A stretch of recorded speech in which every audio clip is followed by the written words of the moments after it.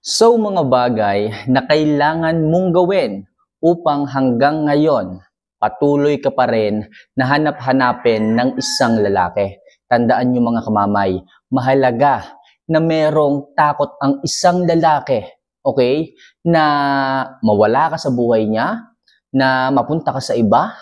Dapat palagi inilalagay at itinatanim nyo sa isipan at sa puso ng isang lalaki na dapat hanap-hanapin kanya palagi. So mga kamamay, kung gusto nyo na mangyari yan, na mismo ang isang lalaki ang palaging maghahanap sa iyo, na mismo ang isang lalaki ang magdidemand sa iyo ng oras mo, ito at inihanda ko na ang mga bagay na kailangan mong gawin.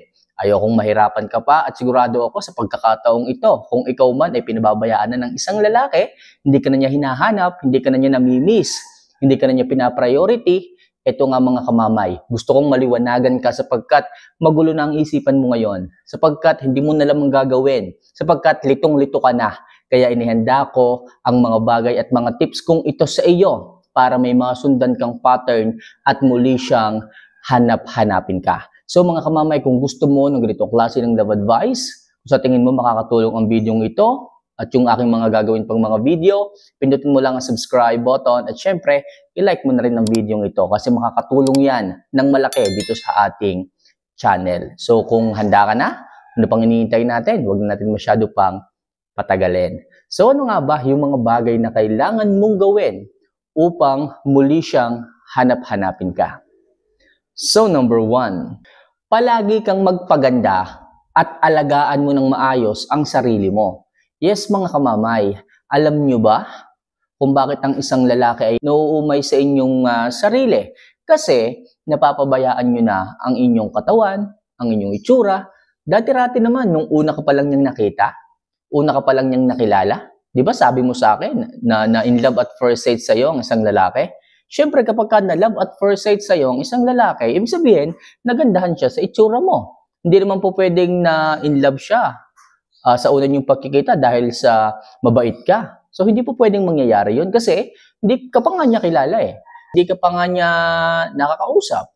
So sa madaling sabi, sa unang tingin pa lang sa'yo ng isang lalaki, nakuha mo na kaagad ang kanyang atensyon. Ibig sabihin, maganda ka. Ibig sabihin, may karisma ka. Ibig sabihin, may dating ka. Kaya mga kamamay, kung sa tingin mo ngayon, nagbabago na siya, hindi ka na niya hinahanap, baka malamang, ipapabayaan mo na rin ang sarili mo. Baka yung katawan mo, 3 na yung layer ng bilbil mo, hindi mo pa napapansin. Kasi nagpapaniwala ka sa kanyang mga sinabi na kahit ano ka, na kahit sobrang taba mo na kahit hindi ka magayos, okay lang sa kanya, mahal ka pa rin niya. Huwag kang maniwala sa ganun mga kamamay. Tandaan nyo, ang mga lalaki ay mga visual creature. May mga mata ang mga yan.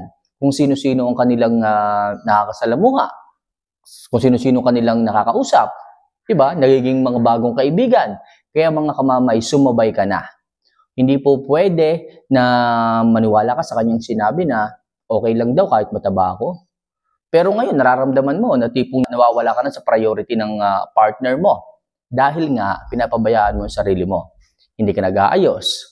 Yung katawan mo, ang taba-taba mo na. O kaya naman, napabayaan mo na, puro ka trabaho. Sabi mo kasi, okay lang sa kanya kahit na sobrang payat mo na, napapabayaan mo na ang sarili mo. Butot balat ka na sa kakakayod, sa kakatrabaho.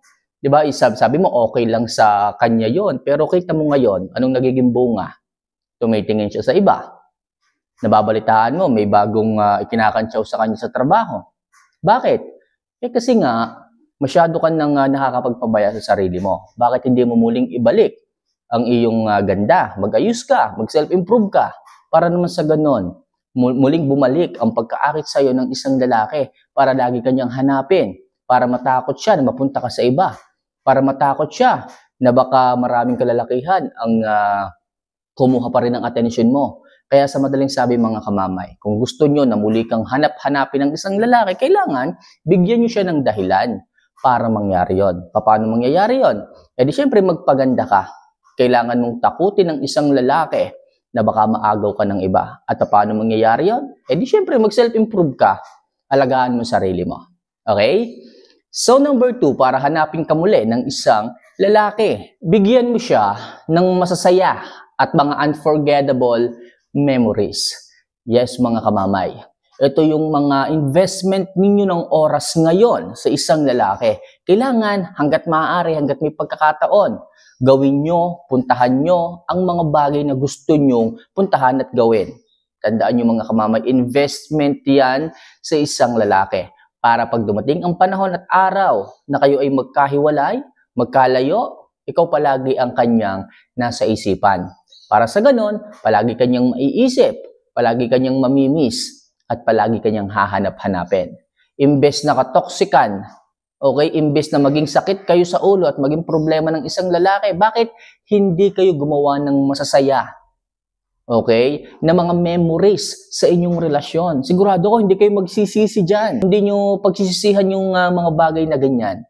Na nagsama kayo, lumabas kayo, gumala kayo sa mga favorite ninyong puntahan. O kaya naman sa mga hindi nyo pa napupuntahang lugar. Kapag kaganyan mga kamamay, malaki ang factor niyan para hanap-hanapin kayo, okay, ng isang lalaki. Invest kayo ngayon sa oras ninyong dalawa, quality time baga kung tawagin. Okay?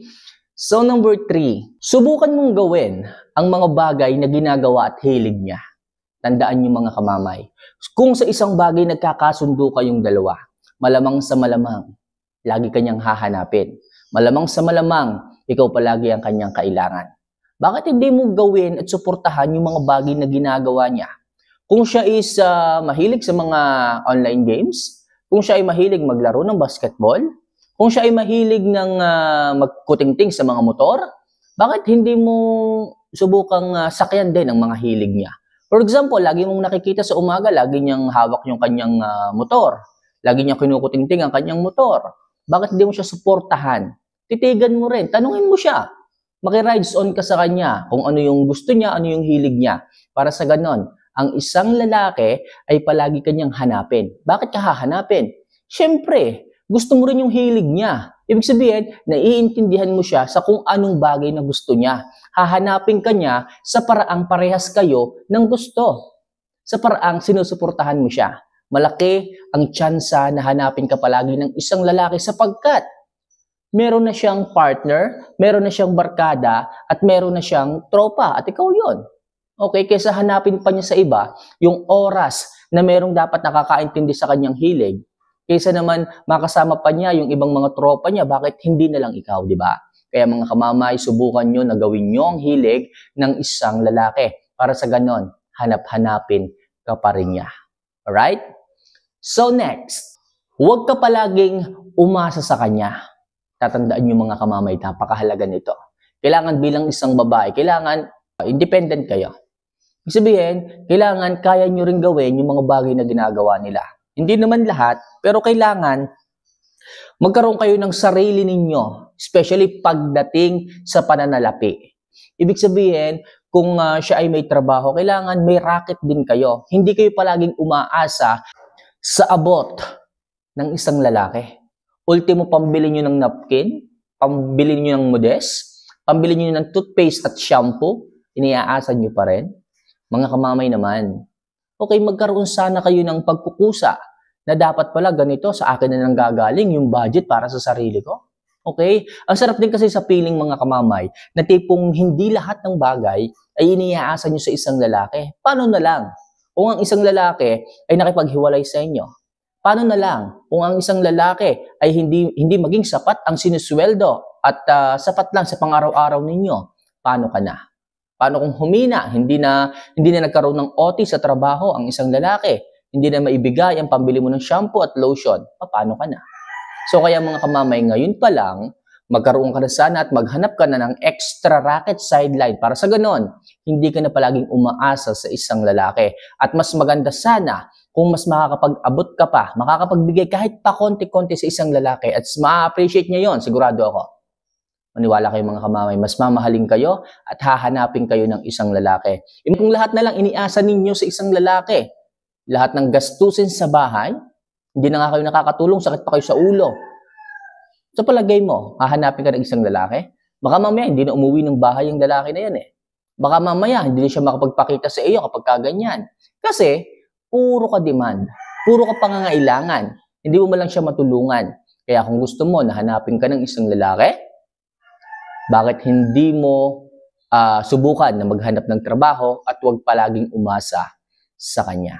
So mga kamamay, ilan lang yan sa mga bagay na kailangan nyong gawin, ipatupad sa inyong sarili upang sa ganon, ang isang lalaki ay palagi kang hanap-hanapin. Mga simple lang yan, pero kung iisipin, napakalaki ng maitutulong yan pagdating sa inyong relasyon. So paano mga kamamay? Mahal ko po kayo. See you for our next vlog. Paalam.